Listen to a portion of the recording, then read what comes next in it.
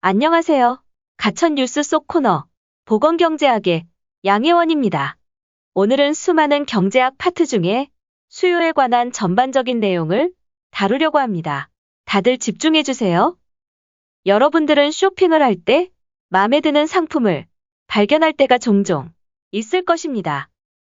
이렇게 상품을 보고 사고 싶다고 생각하는 마음을 수요라고 하고 그 상품을 사고 싶어 하는 사람을 수요자라고 정의합니다.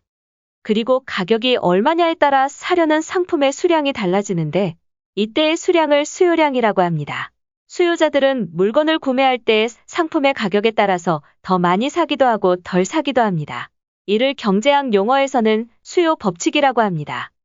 예를 들어 연필 한 자루의 가격이 1,000원일 때 일반 사람들은 5개의 연필을 구입하고 있다고 가정해 봅시다.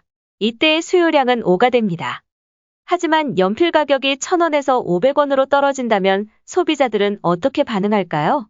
연필 대신 샤프를 사용하던 사람들도 싸진 연필을 더 많이 살 수 있고 원래 연필을 사용하던 사람들은 더 많이 사갈 것입니다.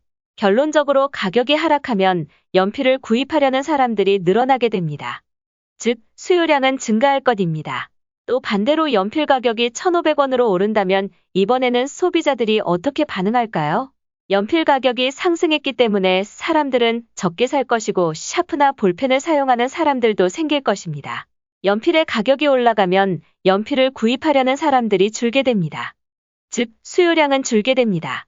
앞의 사례에서 보듯이 수요자들은 어떤 상품의 가격이 내려가면 수요량을 늘리고 가격이 올라가면 수요량을 줄이게 되는데 이러한 법칙을 수요 법칙이라고 합니다. 만약 여기서 A라는 사람이 B회사의 연필을 1,500원을 주고 산다고 말했을 때 1,500원이 A의 지불의사로 볼 수 있습니다. 지불의사는 재화의 구입 희망자가 재화 구입을 위해 지불하고자 하는 최고 금액을 일컫습니다. 재화 구입 희망자는 지불 용의보다 낮은 가격에는 재화를 사고 싶어 하지만 지불 용의를 초과하는 금액을 지불하려고 하지는 않을 것입니다.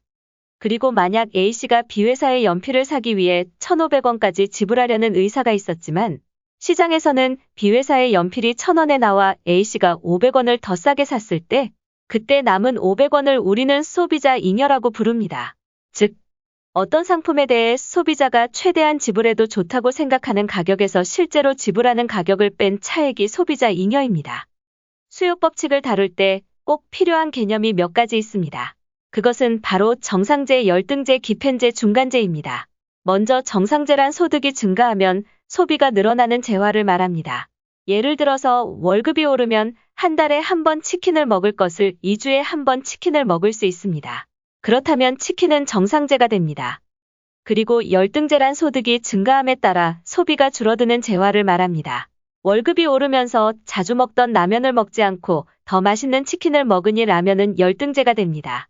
기펜재는 재화 가격이 증가함에도 수요가 증가하는 재화로 기본적인 수요 곡선 개념의 어긋남으로 기펜재는 예외적인 수요 법칙을 보입니다. 기펜재 예시로는 19세기 아일랜드의 감자 농사를 예로 들 수 있습니다.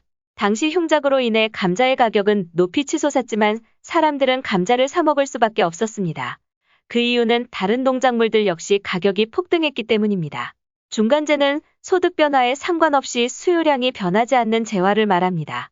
수요에 대한 이해가 확실히 되셨나요? 시청해주신 여러분 감사합니다. 지금까지 양혜원 기자였습니다.